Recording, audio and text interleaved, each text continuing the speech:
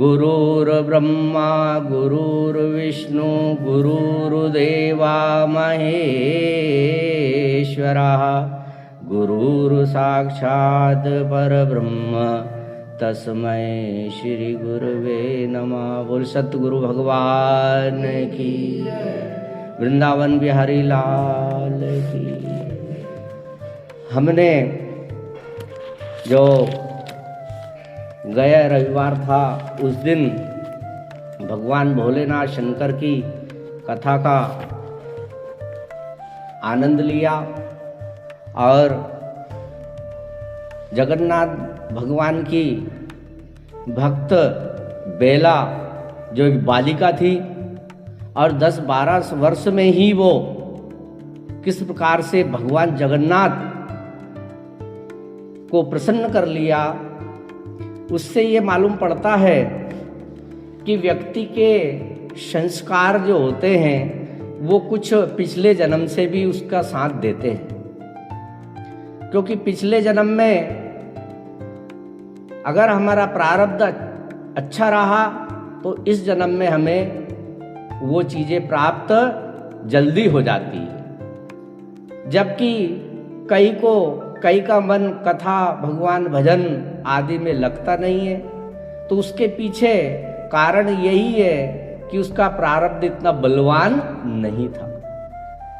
तो कहने का मतलब, अगर प्रारब्ध बलवान हमारा इस जन्म में नहीं है तो हमें उसे बलवान बनाने के लिए भगवान के भजन, भगवान की कथा, भगवान के सत्संग का सहारा हमें लेना चाहिए, ताकि क्योंकि ये मानव जो देही मिली है ये कोई अनमोल है, ये मानव देही अनमोल है। तो इसको हमें अगला जन्म हमारा इस देही का वापस प्राप्त हो या भगवान का धाम हमें प्राप्त हो, जैसी हम योग्यता अपने अंदर प्राप्त कर लें वो हमारे ऊपर है। हमारे कर्म हमें अगला जीवन क्या प्रदान करेंगे ये हमें सोचना जरूरी है।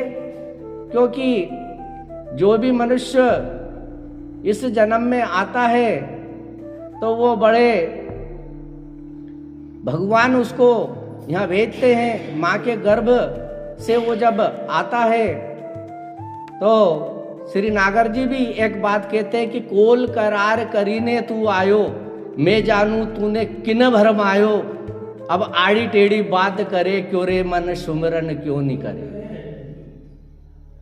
तो सुमरन यानी सुमरन करना, भजनों का सुमरन करना, कथाओं श्रवण करना, संतों का संग करना, भक्तों की अगर भक्ति भाव जागरण करना है तो भक्तों की कथा हमें श्रवण करना, तब हमारे अंदर ये प्राप्ति होती है। महादेव की कथा में गोरा पार्वती जब वहाँ पर तप करती है और जब वहाँ आकर उनसे पूछा जाता है और तो उनके मुंह से एक ही चौपाई बाबा तुलसीदास जी कहलवाते हैं कि जन्म कोटि लगी रगर हमारी और बरहूं शंभु न तो रहूं कुमारी। यानी संकल्प भी लेना हो तो इतना बड़ा ले लो कि हमें कथा में जाना है तो जाना है, हमें ये काम करना है भगवान का तो वो करना है।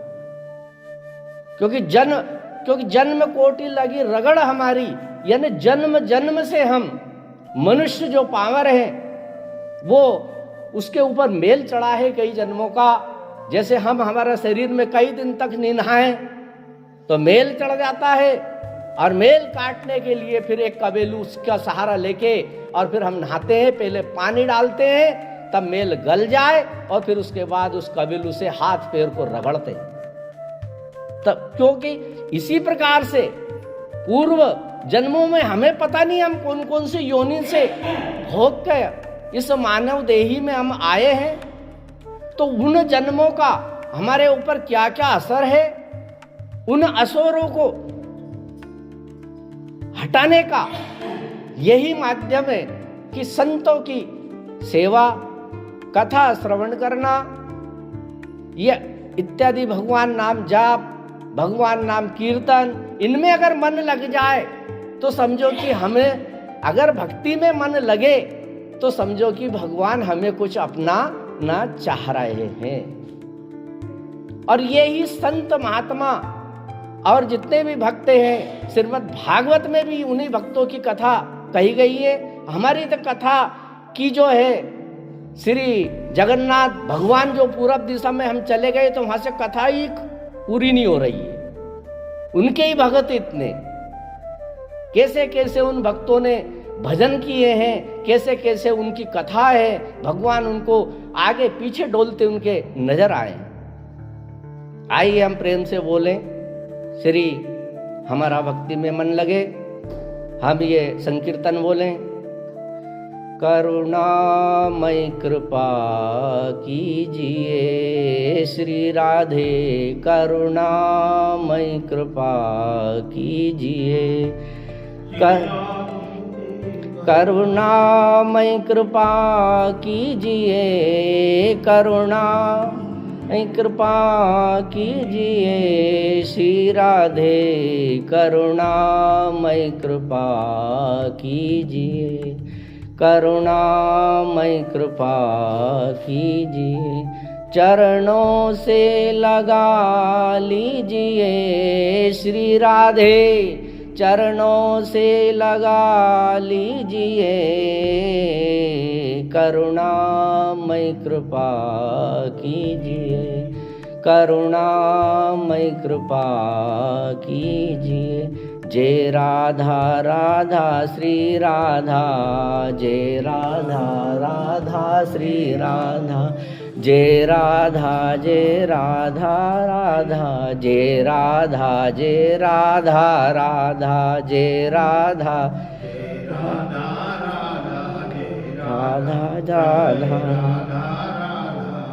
नाम जानू भजन साधना श्री राधे, न जानू भजन साधना श्री, भजन साधना श्री राधे, नाम जाऊं भजन साधना श्री राधे।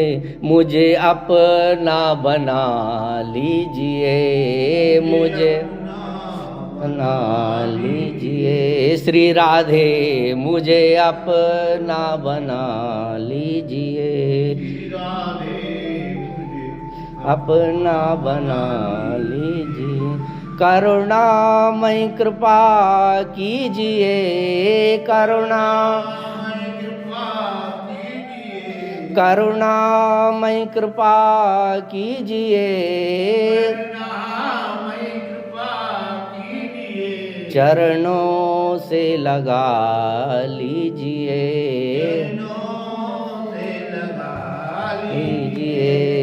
चरणों से लगा लीजिए, करुणामय कृपा कीजिए,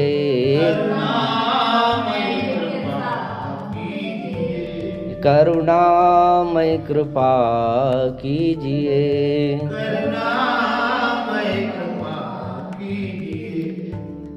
बोल वृंदावन बिहारी लाडली सरकार बरसाने वाले की। इस प्रकार से, क्योंकि भक्ति हमको अगर प्राप्त होती है तो ये राधा रानी सरकार एक भक्ति ये प्रदान कर सकती है। क्योंकि ये राम जी की भक्ति करना है तो हनुमान जी से प्राप्त होगी, हनुमान जी को पहला सुमरना होगा।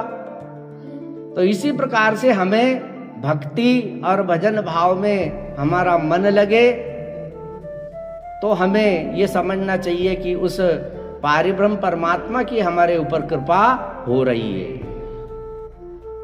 कि भगवान तो सबको देता है, वो तो जो काम नहीं करता है उसको भी खिला देता है। वो जान को देत अजान को देत, जिसके दांत नहीं है उसको भी खिला देता है। और कोई कोई अगर नहीं भी खाए तो कभी कभी उसको मार मार के भी खिला देता। वो भूखा किसी को सोने नहीं देता है। चाहे उसका नाम भी अगर उसने नहीं लिया तो भी इस पृथ्वी पर उसका पेट वो भर देता है। कि एक सज्जन थे, तो सज्जन एक धर्मशाला में जाकर रुके। अब धर्मशाला में जब वो रुके तो उन्होंने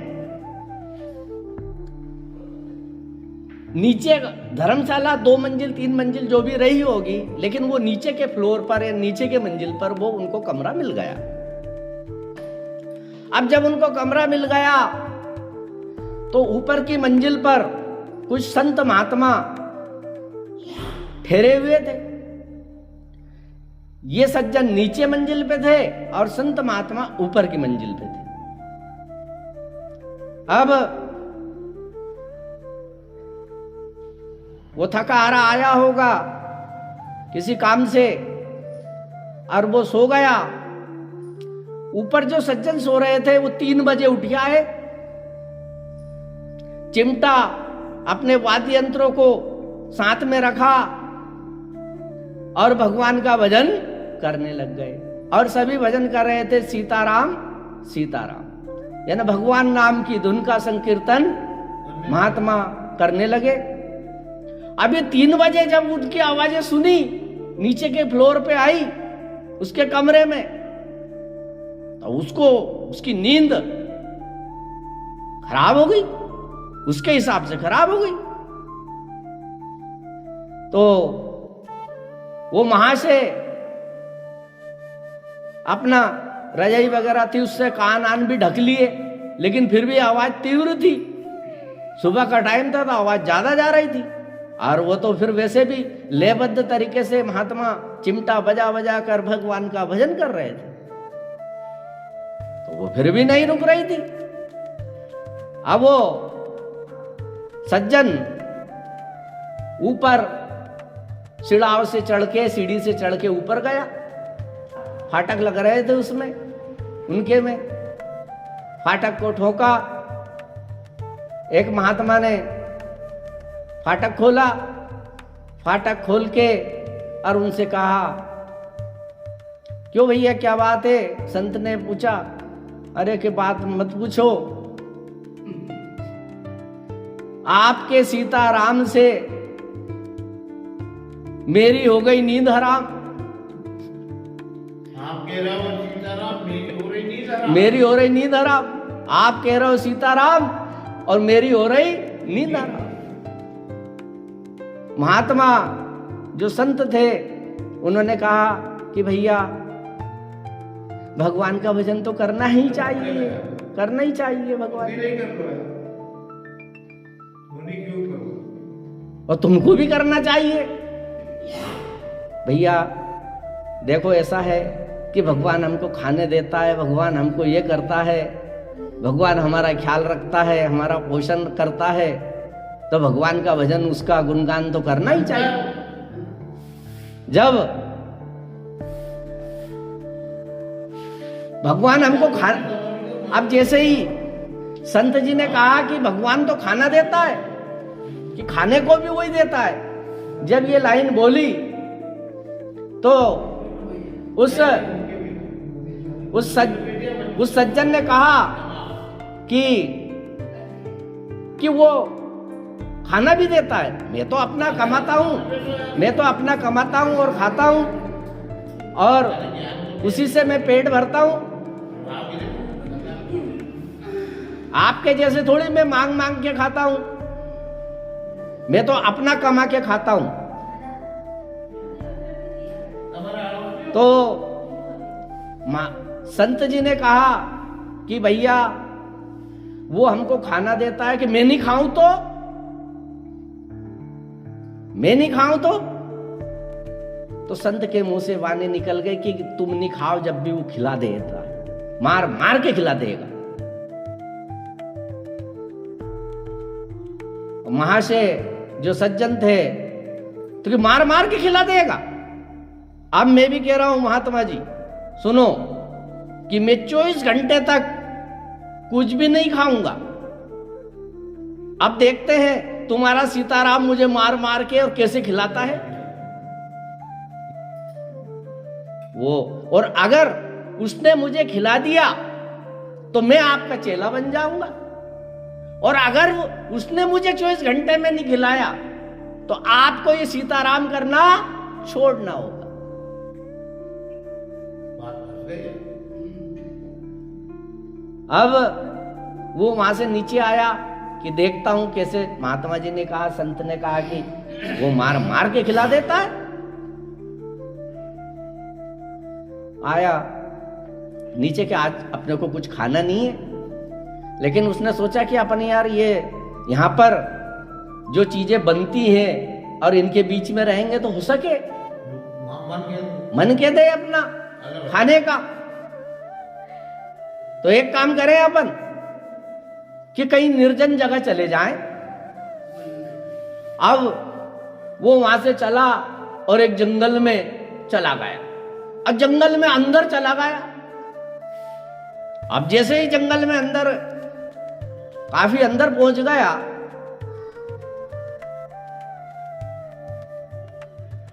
और अंदर पहुंचकर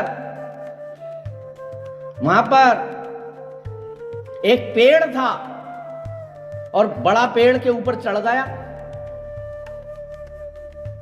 कि अब देखते हैं, अब पेड़ है, पत्ते हैं, और क्या है यहाँ का, कुछ भोजन वोजन तो है नहीं। जानवरों की वजह से, पशुओं की वजह से पेड़ के ऊपर चढ़ गया। वो क्या देखता है कि एक बंजारा की एक टोली उस जंगल में से गुजर रही है।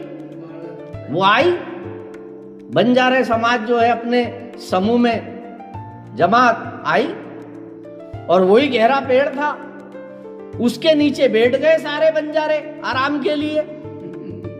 सबने भोजन निकाला, सबके अपने अपने टिफिन रखे गए। वो देख संत की कुछ कुछ तो बात सही है, ये जंगल में कैसे भोजन आ जाए। देखो जंगल में चल के भोजन आ गया, कुछ तो बात लग रही है। पर ये तो ये खाएंगे, अपने को थोड़ी खाना है।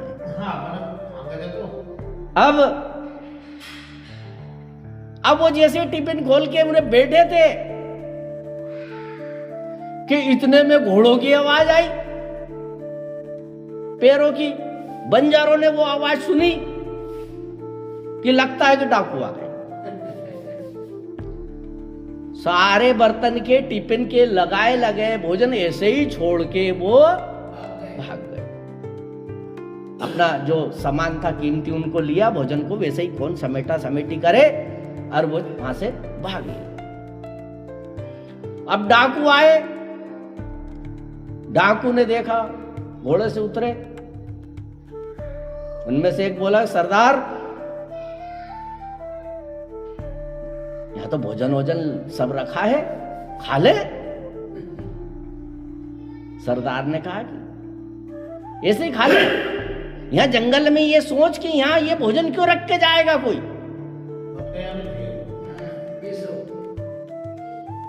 हो सकता है अपने को मारने के लिए इसमें जहर भी तो मिलाया जा सकता है।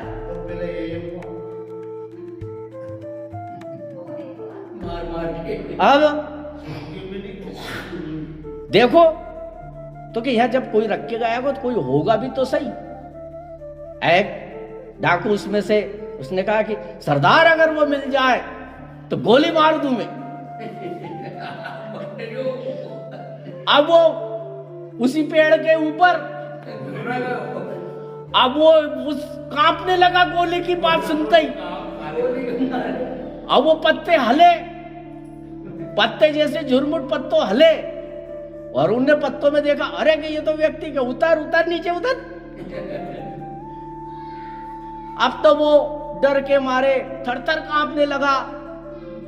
उन्हें कि सरदार मैं आपकी सब काम करूंगा पर गोली मत मार दो। अरे कि नीचे तो उतर। नीचे उतरा, उतर कर कि एक काम कर, तू ये भोजन खा, ये तूने रखा है भोजन, तू खा इस भोजन को। सरदार तब सब करवालों पर भोजन की मत को वहां से और फिट हो गई। वो ज्यादा जमी गई। 2-3 डाकू लगे, उसको अच्छा दंडात्मक कार्रवाई कर दी गई उसके ऊपर। तो वो मैं खाऊंगा। तो ठीक है सरदार, तो जबरन उसको भोजन 2-3 डाकू आए, जबरन कोल तोड़े और उसके मुंह में डाले,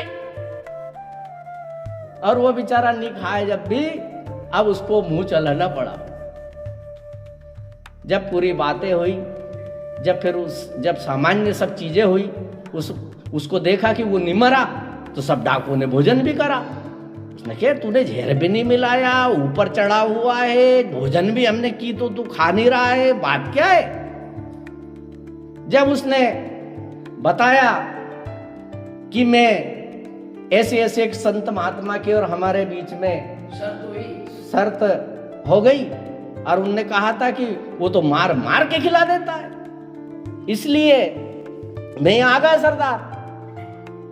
जब उस संत महात्मा की बात सुनी सरदार ने कि उसकी वजह से, और उससे जो कहा इसने कि वो मार मार के भी खिला देता है, तो सरदार का भी हृदय परिवर्तन हो गया, और उस व्यक्ति को लेके उसी संत के पास आए, और उन्होंने कंठी माला और उनको गुरु भगवान बना लिया। तो कहने का मतलब यह है कि हम कुछ भी करें, और वो तो सबको जो नहीं करता है उसको भी खिला देता है। हम इसलिए भगवान का गुणगान हमारे लिए करना बहुत जरूरी है, और भगवान के प्रति हमको वो चीजें जब जोड़ देती है, ऐसे ही हमारे आज के सत्संग के जगन्नाथ भक्त संत माधवदास, जिनका जन्म उड़ीसा के ही प्रांत में हुआ, और जगन्नाथ भक्त माधवदास बचपन से बड़े पांडित्य उनके अंदर था, प्रकांड विद्वान शास्त्रों के। जब वो बड़े हुए तो प्रकांड विद्वान बने, विवाह किया गया, 17-18 साल उम्र में उनकी शादी कर दी गई। अब वो अपने इसी संसार में कुछ विचरण करने लगे, और भगवान जगन्नाथ का गुणगान करने लगे। एक उनके बालक उत्पन्न हुआ, जन्म लिया बालक ने, और इसके बाद उनकी पत्नी का निधन यानी मृत्यु हो गई। जब उनकी मृत्यु हो गई उनकी पत्नी की, तो उन्होंने सोचा कि अब इस जीवन को परमात्मा को समर्पण करने में ही भलाई है।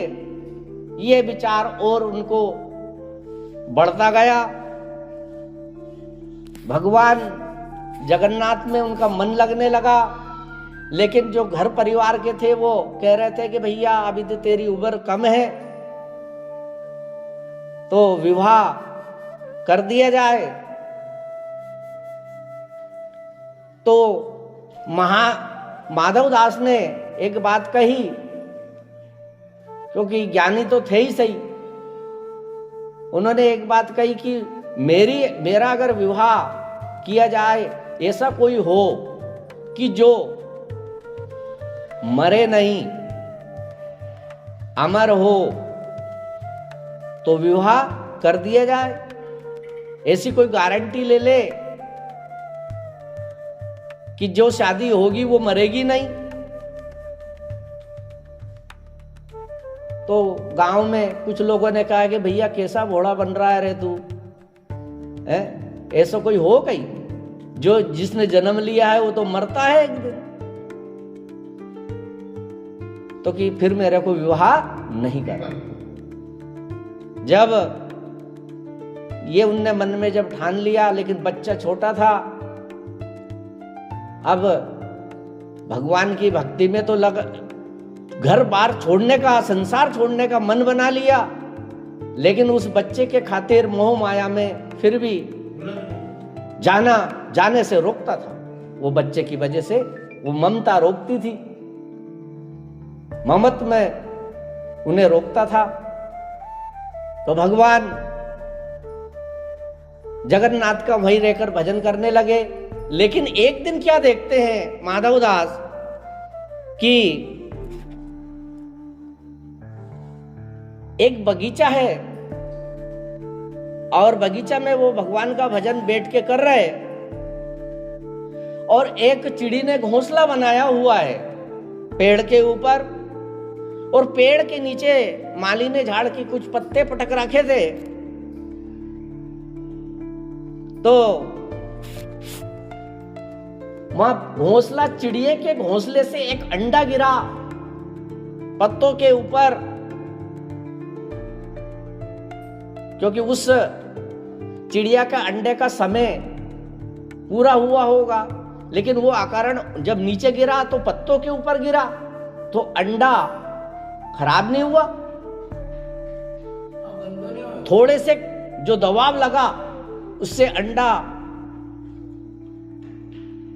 अलग हुआ, बाहर का आवरण, और उसमें से एक चूजे ने निकलकर फड़फड़ाने लगा। माधव दास इस चीज को बड़ी गौर से, बड़ी सूक्ष्मता से देख रहे थे कि देखो एक अंडा गिरता है, उसमें से एक चूजा निकलता है, उसको कोई हानि नहीं हुई, कि भगवान ने देखो उसके लिए कैसे रुई लगा दी।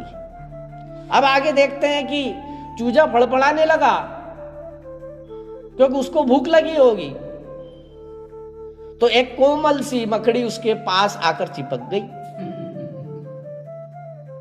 अब जैसे ही मकड़ी को वहां पास देखा तो चूजे से इतनी चलने की तो बन नहीं सकती थी, झट से उसने चोंच में उसको दबा लिया। इस प्रकार से जब माधव दास ने देखा तो कि भगवान की, जगन्नाथ की इतनी कृपा कि ऊपर से अंडा गिरता है, फूटता नहीं है, चूजा जन्म ले लेता है और उसको भोजन का भी प्रबंध कर देता है भगवान। तो भगवान की इस प्रकार से रचना देखकर एक उनको बहुत बड़ा दिव्य ज्ञान उसी समय प्राप्त हो गया कि मैं भी अपने बच्चे के लिए फिर क्यों फिक्र करता हूं। अरे उसने जन्म दिया है तो पालने वाला भी वही। इस प्रकार से जब ये बात उनको प्राप्त हुई तो वो इस बात को बस मनन करके और वहां से वो भगवान जगन्नाथ की यात्रा, यानी भगवान जगन्नाथपुरी की ओर चल दी और भगवान जगन्नाथ का स्मरण करते हुए जा रहे हैं। तो उनको भरोसा हो गया भगवान का कि भगवान सब कुछ अच्छा करेंगे। मेरो ठाकुर एक भरोसो, मेरो ठाकुर एक भरोसो, मेरो ठाकुर एक भरोसो, मेरो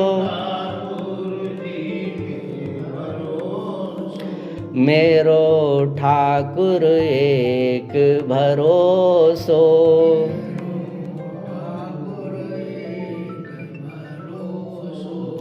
बैठा हूँ पंगत में तेरी, बैठा हूँ पंगत में तेरी, बैठा हूँ पंगत में तेरी,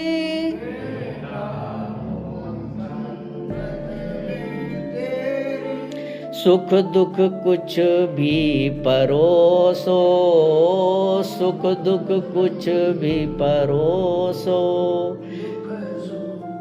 भी परोसो, मेरो ठाकुर एक भरोसो, मेरो ठाकुर एक भरोसो। बैठा हूँ पंगत में तेरी, बैठा हूँ गत में तेरी, सुख दुख कुछ भी परोसो, सुख दुख कुछ सो, मेरो ठाकुर एक भरोसो, मेरो ठाकुर एक भरोसो। आप दयालु भगत दुखी हो, आप दयालु भगत दुखी हो, आप दयालु भगत दुखी हो, भगत दुखी। केसो हे यो घरो पो, केसो हे यो घरो, मेरो ठाकुर एक भरोसो, मेरो ठाकुर एक भरोसो। आँख मीच कर तुमको ध्याऊं, आँख मीच कर तुमको ध्याऊं, आँख मीच कर तुमको ध्याऊं,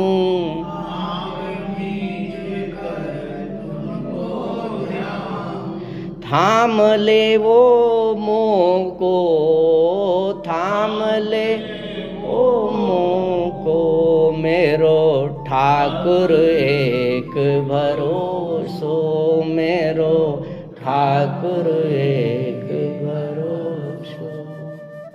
बोल वृंदावन बिहारी लाल। माधव दास जी को जिस प्रकार से भगवान की वो, जब उन्होंने उस प्रकृति चित्रण को देखा और उनको इस बात से ये विश्वास हो गया कि भगवान का भरोसा कर लेना ही चाहिए, और भगवान किसी के साथ बुरा नहीं करते हैं। भगवान का कोई भजन करके तो देखे। अगर कोई ये बना ले कि मैं इतने नाम प्रतिदिन जपूंगा, उसका कभी भी बुरा नहीं हो सकता, उसका कल्याण होना निश्चित है। क्योंकि राम नाम मणि दीप धरू, जी जहरी द्वार, तुलसी भीतर पहाड़ूं जो चैसी उजिया। राम नाम को, कृष्ण नाम को जब इस दहली यानी इस गले में जब रख लेते हैं तो वो अंदर और बाहर राम नाम उजाला कर देते। माधवदास वैसे तो प्रकांड विद्वान थे, ज्ञानी थे, लेकिन अब क्योंकि ज्ञान के बाद भक्ति आना बहुत जरूरी है, अब उनका वो जो दूसरा चरण था वो चल रहा था। ज्ञान के बाद भक्ति आना बहुत जरूरी, क्योंकि ज्ञान वाले को कभी भी अहंकार उत्पन्न होता है, क्योंकि ज्ञानियों को कभी भी भगवान मिले नहीं है, भगत को ही भगवान मिले हैं। ऋषि मुनियों ने खूब जपा, शास्त्रों के वेदों के खूब मंत्र सुनाए, स्तुतियां की ऋषि मुनियों ने, संतों ने की, उनको जीते जी भगवान नहीं मिले, लेकिन भक्तों को जीते जी भगवान मिले। माधवदास जगतनाथ भगवान की यात्रा पर चल दिए भरोसा लेकर, ठाकुर मेरो एक भरोसा उन्होंने रख लिया हृदय में। अब माधवदास जगन्नाथपुरी पहुंचे, क्योंकि ज्ञान बहुत था, लेकिन ज्ञान को अब सब भुला दिया और भक्ति भाव में लग गए। जैसा वो रखता है वैसा रह लेंगे। सरल जीवन, इंसान को सरल होना ही सबसे बड़ा कठिन मार्ग है। जो सरल हो जाता, जो सरल होगा, भक्ति सरल ही तो करती है। सहज सरल स्वभाव हो जाना, कोई उसको कुछ भी के मान अपमान से परे हो जाना। मैं फलाने के घर गया था, मेरे से तो पूछी ही नहीं। सही बात। मैं उसके घर गया था, पानी नहीं पिलाया। मैं उसके घर गया था, बोले बोलिया ही नहीं। 2-4 बात। तो ये हम मान सम्मान के चक्कर में पड़कर, अरे वो किसी कारण नहीं बोला होगा और कोई कारण वो उससे जानते बिनते भी नहीं बोला हो तो भी कोई बात नहीं, मत बोल। वो उसका ज्ञान है उसके पास। क्योंकि हम अच्छे हैं तो अच्छे ही प्रस्तुत की जाए, और उसको देखकर जब वो आएगा तुम नहीं बोलोगे क्या? अरे वो नहीं बोले तो तुम, तुम्हारे घरे आए तो तुम जरूर बोलो।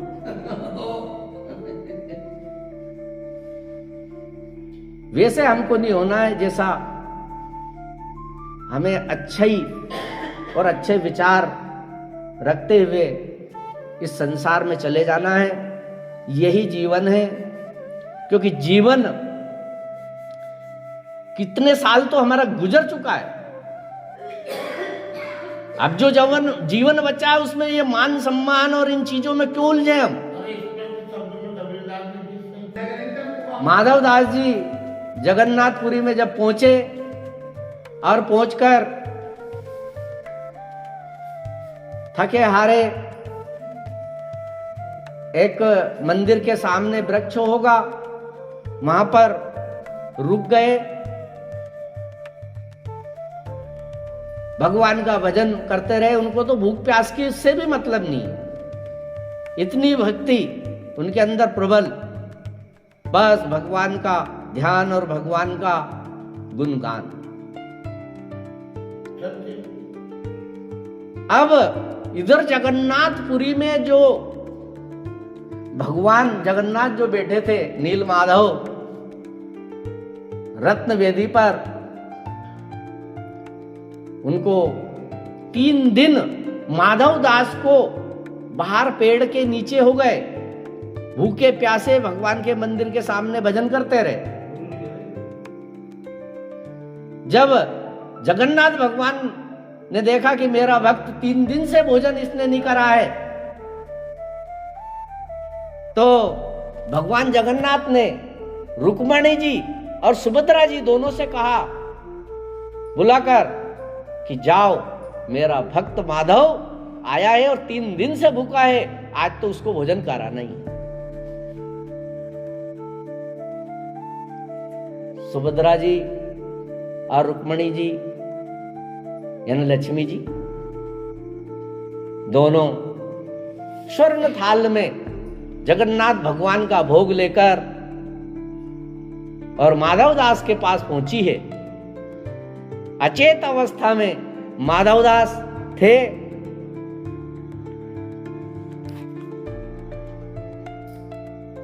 उनको जैसे ही कुछ जल छिड़का तो अचेत से अवस्था से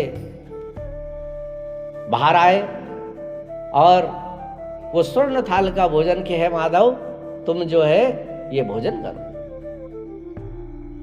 और भोजन देकर वो चली गई। अब वो जो स्वर्ण थाल था वो वहीं रह गया। अब जब सुबह भोग बना तो भोग बना तो क्योंकि कोई भी व्यवस्था होती है तो उसकी एक काउंटिंग जरूर होती है, गिनती होती है हर चीजों की। जैसे स्कूल में भी कोई सामान रहे तो उनकी एक लिस्ट होती है, पंचायत भवन में कोई सामान हो तो उनका भी एक रजिस्टरमेंट है ना, इतना इतना सामान है स्टॉक में, मंदिर में कहीं भी, और वो तो ट्रस्ट बड़ा मंदिर कि इतनी थाल है, जैसे ही उनको गिना गया एक थाल कम, ढूंढा स्वर्ण थाल सोने की थाल, ढूंढते हुए कुछ सैनिक या पुजारी जो भी है वहां पहुंचे तो वो थाल तो वहां रखा और माधवदास जी लेटे हैं। भोजन भी नहीं। भोजन तो कर लिया, अब थाल को उठाया कि उठ उठ, सोने का थाल मंदिर में से चोर लाया। उनको लाया और लाकर, और पहले कोड़े की सजा चलती थी कि भगवान जगन्नाथ की चोरी की है, तो सेनापति के द्वारा ऑर्डर दिया गया कि इनको इतने कोड़े की सजा दी जाए। माधव दास के ऊपर कोड़े बरसने लगे, माधव दास फिर भी हंस रहे।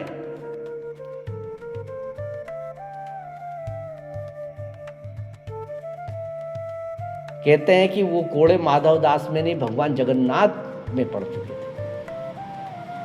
उसी समय पुजारी ने जब ध्यान करने बैठे होंगे तो उनके ध्यान में भगवान जगन्नाथ आया कि तुमने मेरे भक्त के ऊपर कोड़े बरसा दिए।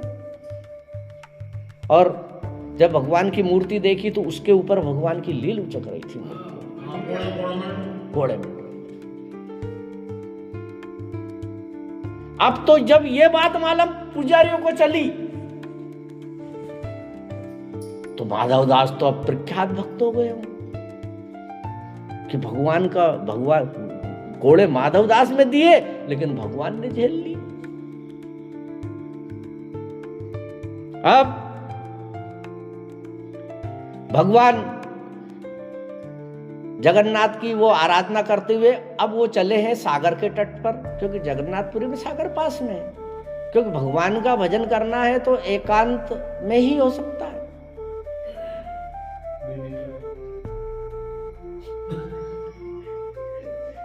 तो सागर के किनारे, समुद्र के किनारे एक झोपड़ी बनाई और झोपड़ी बनाकर, छोटी सी झोपड़ी, वो बैठ जाए बस, इतनी झोपड़ी बनाकर और भगवान जगन्नाथ स्वामी का भजन करने लगे। करते करते भगवान का भजन वो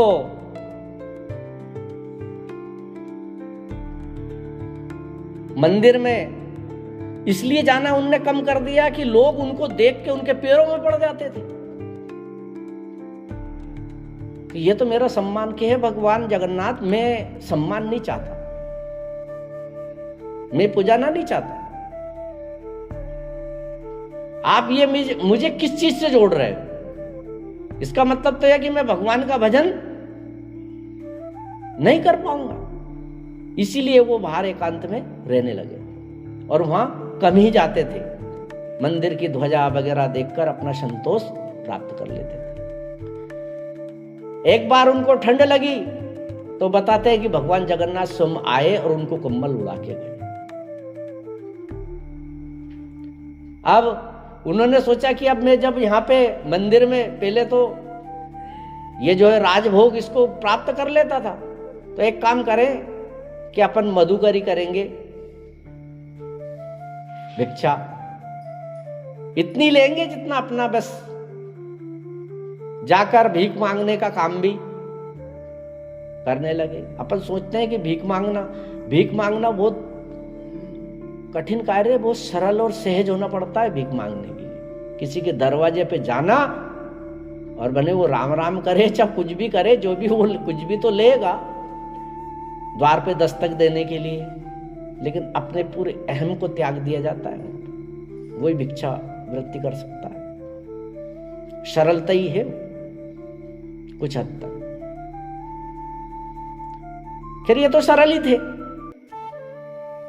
अब जाकर भीख मांग के अपना पेट भरना, उतना ही लेना, 2-4 घरे ले लेना बस, और अपना पेट पालन हो जाए। तो एक दिन एक अम्मा जी थी, उनके यहां पर भीख मांगने गए कि जय जगन्नाथ। उसने कहा जय जगन्नाथ। अब वो कुछ महिला क्या कर रही थी कि वो कुछ कपड़े से पोछा ओछा लगा रही थी, सफेद पोते पोछा लगा रही थी। उर परी ना पुर करी, और वो पोछा उसके मुंह पर ही माधव दास के ऊपर फेर दिया।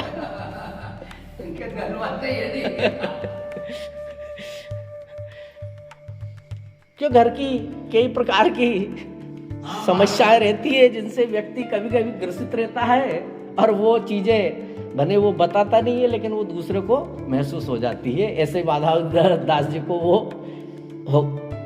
किया। अब वो कपड़ा उनके ऊपर ही छोड़ दिया, मुंह पर कपड़ा रखा। माधवदास जी ने आए, आकर कपड़े को धोया, धोकर और उसकी उन्होंने बाती बना ली। कपड़ा की बाती बनाकर और दीपक में लगा दी।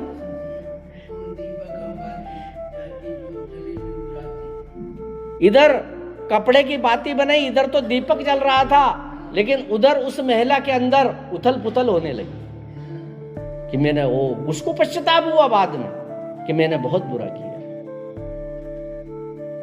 वो 2-4 लोगों को, उसके घर के सदस्यों को लेके ढूंढती हुई माधवदास के वहां पहुंची, पैर में गिर गई। मेरे से बहुत अनर्थ हो गया, मेरे से बहुत आज अनर्थ हो गया।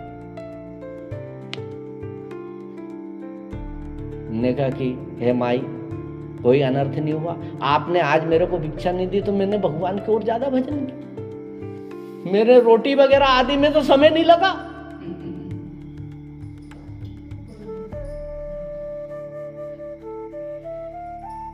उमा संत के एहि बड़ाई, मंद करत जो करहि भलाई। उमा संत के एहि बड़ाई, मंद करत ते करहि भलाई। शंकर भगवान गौरा पार्वती से कहते हैं कि संतों की यही है कि वो उनके साथ बुरा भी करे तो भी अच्छा ही माने। अब बहुत बड़ी पद है भैया। माधवदास जी, एक बार क्या हुआ कि काशी के एक पंडित जी थे, बड़े विद्वान। अब उनके अंदर एक चीज आ गई कि मेरे बराबर विद्वान ही नहीं कोई। अच्छे अच्छे विद्वानों को हरा दिया और सब पे विजय पत्र लिखवा लिया हार का। वो भी उनने नाम सुना कि माधवदास नाम का एक जगन्नाथपुरी में रहता है, वहां चलते हैं। सबको हरा दिया, माधवदास को हराते हैं। माधवदास अपनी कुटिया में बैठे हैं। पहुंचा,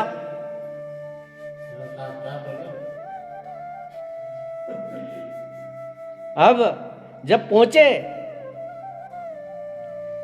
तो माधवदास से कहा कि तुम बहुत बड़े पंडित हो, बहुत बड़े विद्वान हो, है ना? हे प्रभु, मैं कोई विद्वान नहीं, मैंने सबको हरा दिया, आज तुम शास्त्रार्थ करो मेरे साथ।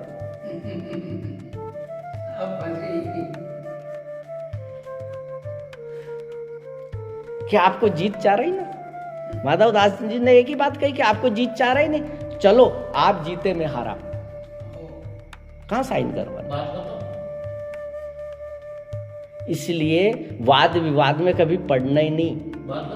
ये शिक्षा हमें ये बात बताती है कि ज्यादा वाद विवाद में हमको कभी घर में भी नहीं पढ़ना चाहिए। जब कहीं का 2-3 बार रिपीट में अगर बात कह रहा, ठीक है, तुम ही बड़े से, तुम ही जीते हमारे भैया।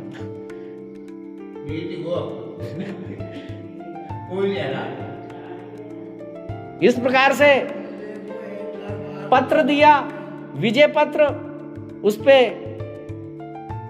दिग्विजय नाम था उनका पंडित का, उनने साइन करवा लिया दिग्विजय जी ने। और उस पर यह लिखा था कि दिग्विजय जीता, माधवदास हारा, साइन, हस्ताक्षर लेके पंडित जी काशी जी आ गए। काशी के जो भी पंडित उस समय रहे, काशी के पहले से ही बोलते हैं काशी पढ़ के आयो कहीं, तो काशी में विद्वता पहले से ही रही है। तो काशी की जो कमेटी थी उसमें अपना पत्र दिखाया कि मैं वो माधवदास को भी हराया है। 2-4 लोग जो थे निकलाव दिखाओ, देखा, पढ़ने वाला पढ़ा, तो उसमें लिखा था दिग्विजय हारा माधवदास जीता।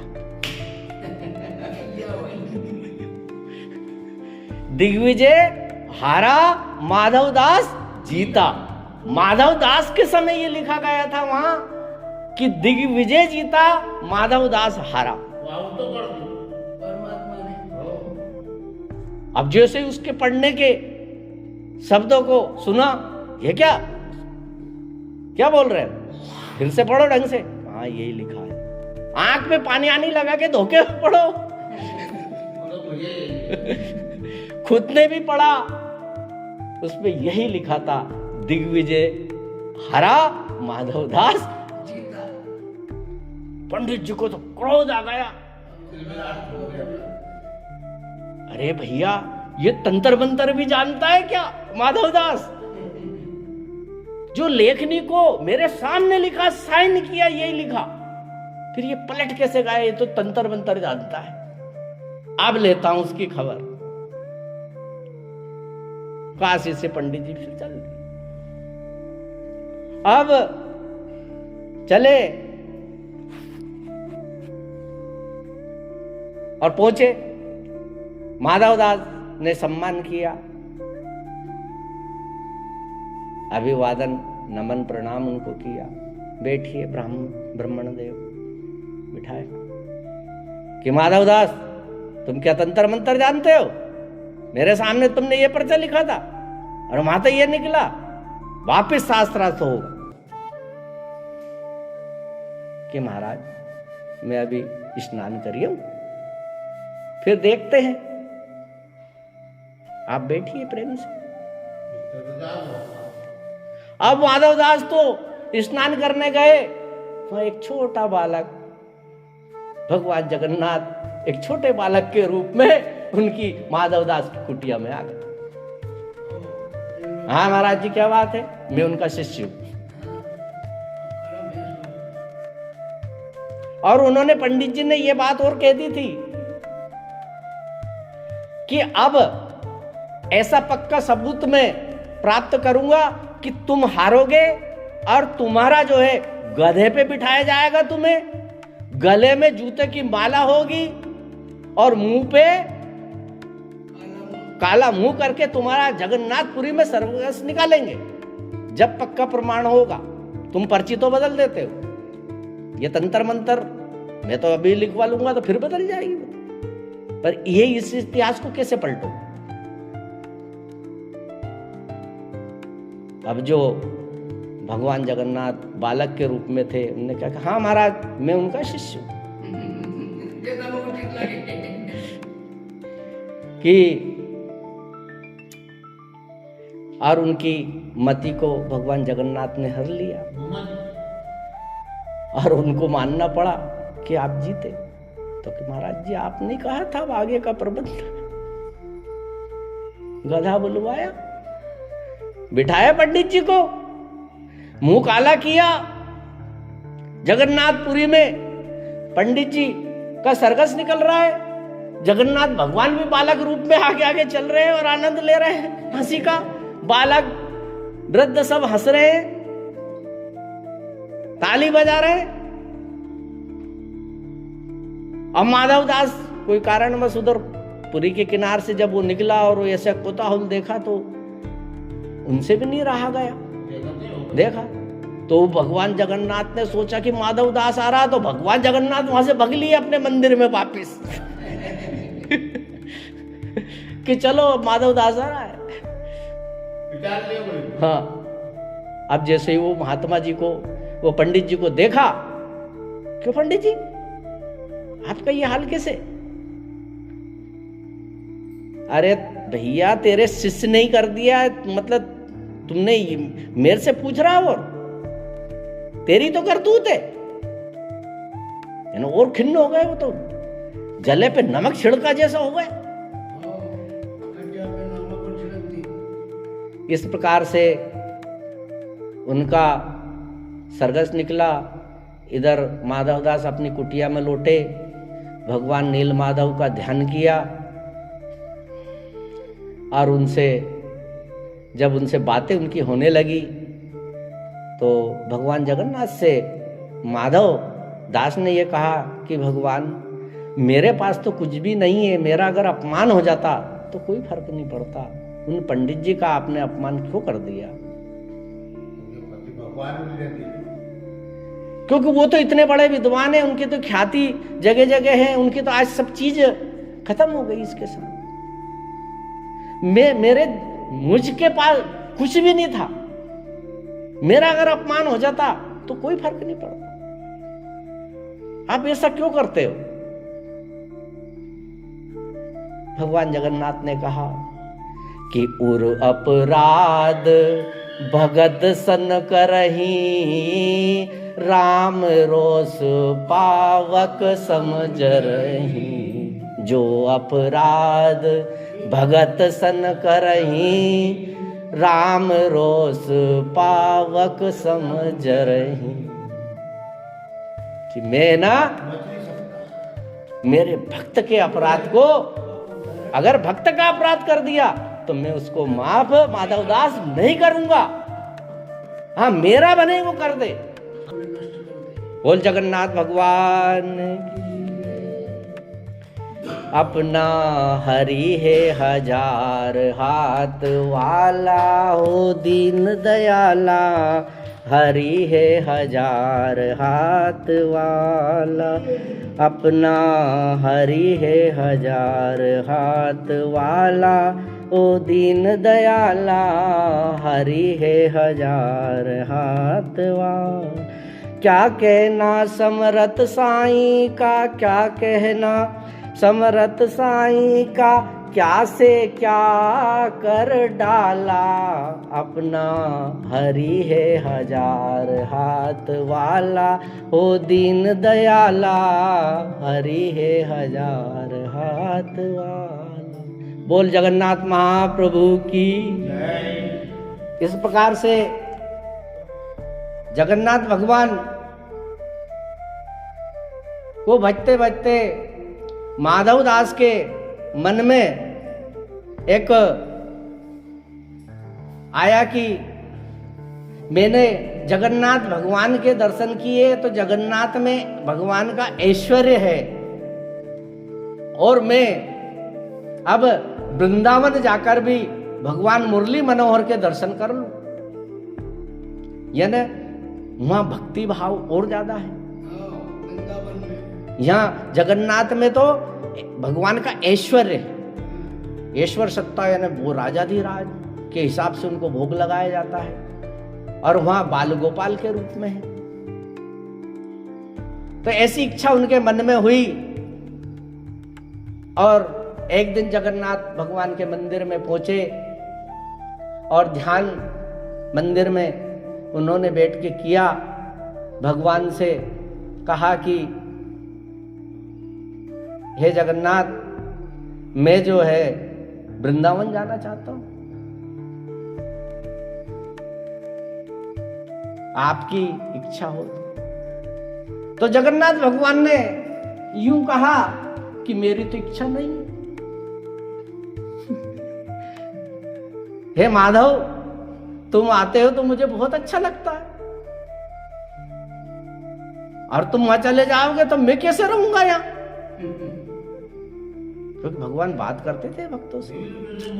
हाँ, और यहां मेरे को खूब दूध मिश्री लड्डू सब पवाएंगे, लेकिन मेरे को भाएंगे थोड़ी, उनमें मेरे को टेस्ट स्वाद नहीं आएगा।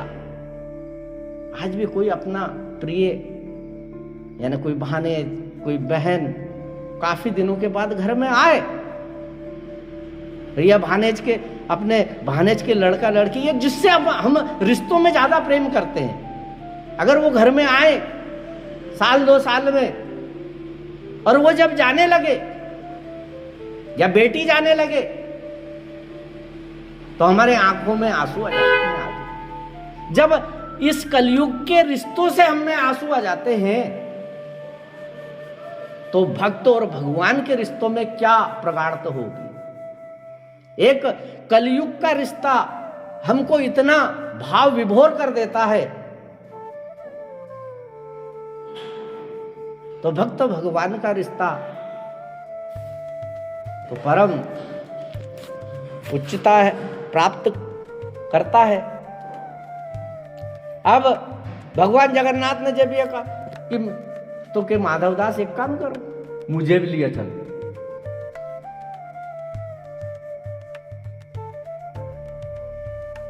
जगन्नाथ जी आप मेरे साथ चलोगे, आप ये बताओ कि आप एक तो इतने बड़े बड़े, मैं कहां आपको ढोता फिरूंगा, और दूसरा आपको जो है मैं इतना भोजन कहां से कराऊंगा। अरे मेरा तो क्या है, मैं तो 5-5, 6-6 दिन भी अन्न नहीं मिले तो कोई दिक्कत नहीं, और आपको तो बार बार भूख लगती है, आपको तो 7 बार भोजन का भोग लगता है। भगवान जगन्नाथपुरी में याद रखे 7 बार भोजन का भोग लगाया जाता है, और वृंदावन में बांके बिहारी को 8 बार भोजन कराया जाता है, एक ज्यादा 8 याम भोजन होता है। अब मैं आपको ये प्रक्रिया कहां से पूरी करूंगा, हे गोविंद, हे जगन्नाथ।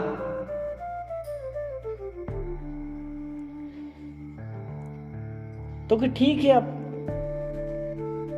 क्या आपकी फिर भी जे आपकी आज्ञा तो हो, ठीक है जाओ, पर अब तुम जल्दी लौटिए ना। अब जल्दी क्या, मैं तो पैदल पैदल जाऊंगा, कोई वाहन आन तो चलते नहीं थे उस समय। भगवान का ध्यान करते हुए अब माधवदास चले जा रहे हैं। 1 दिन बीता, 2 दिन बीता, तीसरा दिन आया। भगवान के कहीं भी फल फूल मिल जाए, कुछ पत्ते मिल जाए, उनको खा पी लेते थे। वृंदावन की यात्रा पे चल दी। अब तीसरे दिन तो भगवान माधवदास को जोर की भूख लगी। मेरे भूख के ऊपर मेरा कंट्रोल है मेरा, और फिर इतनी मेरे को कैसे भूख लगी है। विस्मित हो गए खुद। अब झट से दौड़ के एक पास में गांव आ रहा था, वहां पहुंचे। एक महिला दिखाई दी, इससे कहा, ए बहन, आप मुझे कुछ दे दो तो मैं भोजन कर लूं, मेरे को बहुत तेज भूख लग रही है। तो भगवान का ध्यान करते उन्होंने ये बात कही, तो आप तो जल्दी से दे दो, बनी चावल ही दे दो सूखे ही।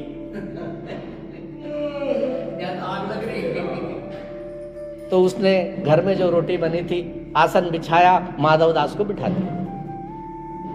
अब वो माधवदास जी भोजन कर रहे हैं। अब वो उसके सामने बैठ गई।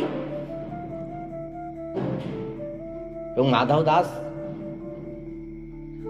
भक्त बहुत सुंदर थे वैसे भी। अब देख के वो महिला टप टप रोने लग गई, आंख से आंसू आने लग गए उसके। माधवदास जी ने पूछा, हे माता, आप क्यों रो रही हो? हे भैया, मैं इसलिए रो रही हूं कि तेरे बगल में एक छोटा सा बालक बैठा है। इसकी मां क्या सोचती हो कि इतना सुंदर बालक वो बैठा है और वो तेरे साथ ऐसे चल रहा है, उसकी मां को याद नहीं आती होगी। माधवदास ने कहा कि मेरे पास तो कोई भी नहीं। देखा इधर उधर, फिर देखा कहीं हो सकता कोई बैठ गया हो, कोई नहीं। थोड़ा सा भान आया, फिर पूछा कि माता जी आप बताइए वो है कैसा? कि बड़ा सुंदर बालक है, बाल घुंघराले हैं, गले में माला धारण है। अरे माधवदास को तो एकदम ये बात सुनी और उनको लगा कि ये तो जगन्नाथ भगवान आ गए। मतलब मैं समझ गया मेरे को भूख क्यों लग रही थी। भगवान जगन्नाथ को भूख लगी थी। अब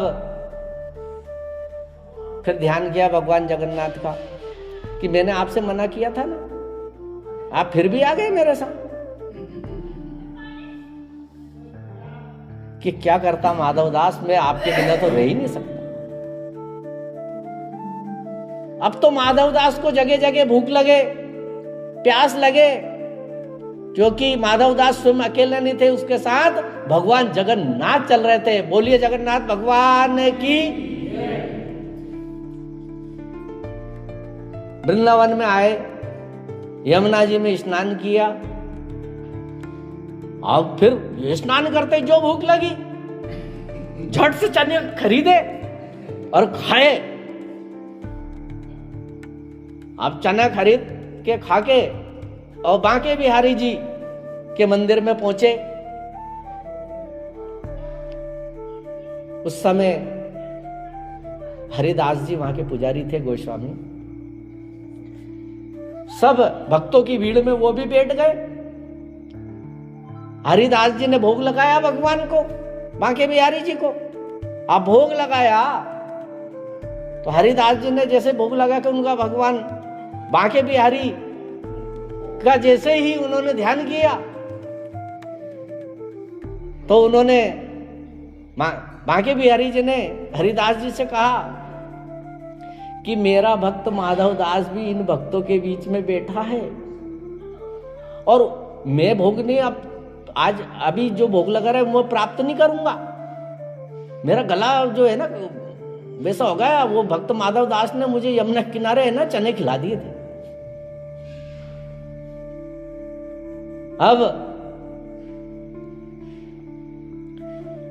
हरिदास जी बाहर आए भक्तों की भीड़ में और उन्होंने कहा कि भैया माधवदास कौन है जो जगन्नाथपुरी से आया है?